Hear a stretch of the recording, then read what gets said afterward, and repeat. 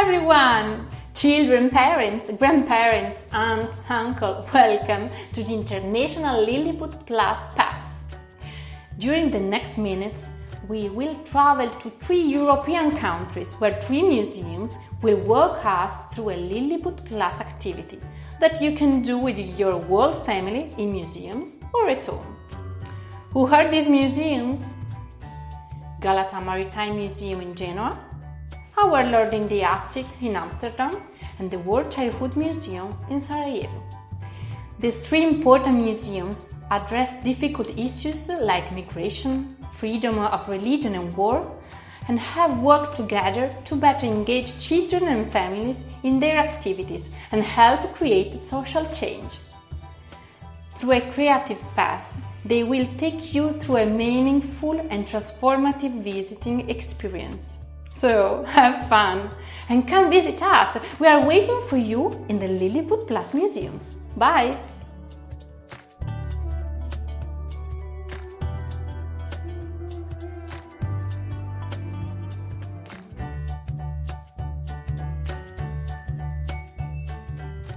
Hi, welcome in Museum Our Lord in the Attic. 400 years ago, this canal house was the residence of the wealthy merchant Jan Hartman and his family. And for our Lilliput path, I want to show you this stately room. Jan Hartman received his guests here and wanted to impress them with this room. Look how chic it is here, with a gold ceiling and a marble floor. And there is something special going on. The room seems to be mirrored. Look at the ceiling and the floors, at the doors and the fireplace with the cupboards on both sides. This is called symmetry. At that time, people thought it was wonderful. Mirror this. Pretend as if you're a part of the room and face each other, each on one side of the room. Now, make all kinds of movements and imitate each other so that it looks like if you're looking in the mirror. You can even try this at home. For example, make one side of a ladybird with your Lego or toy blocks and let somebody else mirror this on the other side. If you look around you, you will notice symmetry is everywhere around us. An image that is the same on both sides makes us feel calm. Look around you. What can you find in your own home that is symmetrical? And go outside. Look at the trees and their leaves. Nature loves symmetry as much as Jan Hartman did all these years ago.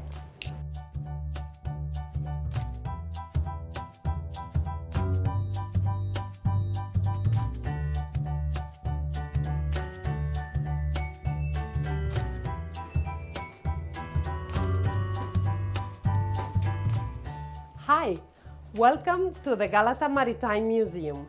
My name is Giovanna and I am taking you to the dormitory of the ocean liner Città di Torino.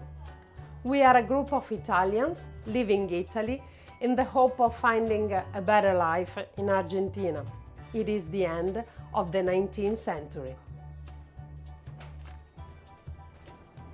The journey on the ocean will be long. It could take weeks. Some people coming from the mountain have never seen a boat in their life before, or even the sea. Can you imagine if they were scared, excited, or both? Children could sleep in the same bed as their mom until 7 years old, but from 8 years old, they had to sleep on their own. Can you imagine this place full of people coming from many different places, speaking different dialects and languages? How would you communicate with another child if you both didn't speak the same language?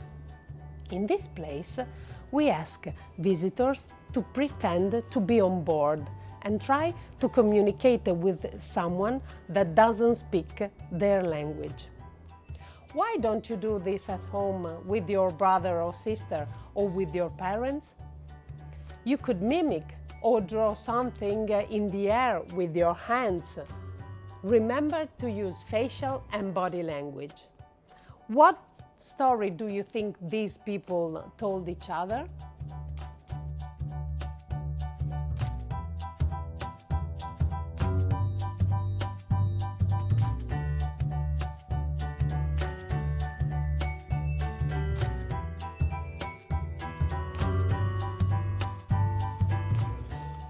Hello everyone, my name is Marima and I'm here at the War Childhood Museum in Sarajevo, Bosnia and Herzegovina.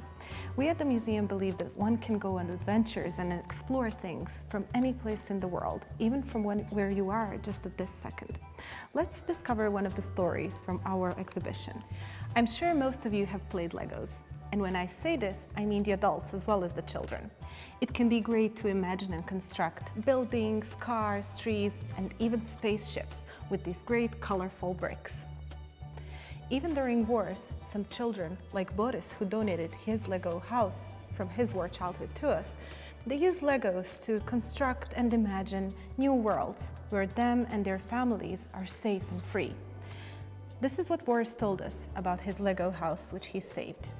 The world we imagined. Shelling meant spending time in either the basement, the hallway, the stairwell, or underneath the table in the dining room, which gave us a full sense of security. During shellings, I would be with my older sister Ivana. We would play and sing together, be scared together, share the good moments and the bad together. We had some old toy bricks and a few toy cars, as well as these Lego bricks and foreign game pieces from a Ludo board game. In our imaginations, the blue bunny was Dad, the red doe was Mom, and the yellow dog was Sister, and the green squirrel was Brother. We would always share the toy bricks and cars so that everyone could build a house for their piece. Besides owning a house and the car, the pieces would also drive these cars and visit each other. I remember that one of the toy cars was a convertible. Brother would always drive the convertible, visiting the family home together with his sister. They would drive around town and go anywhere and everywhere they wanted. Within that game, we had a world of our own, a beautiful world. We called the game Figurines. Boris, born in 1986, told us this story. Now let's all take our special binoculars and let's zoom in on Boris's Lego house.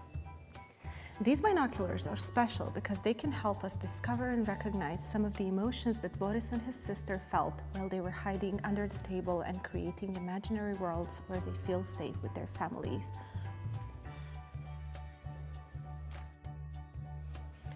After you recognize some of the emotions, please don't share them with anyone out loud. Instead, use your face and your body to recreate the emotion, to act it out to the rest of your group. You can take turns and recognize many of the emotions that Boris and his sister felt while creating this Lego house. After that, you can recreate the Lego house and all of the figurines using nothing but your body and your face.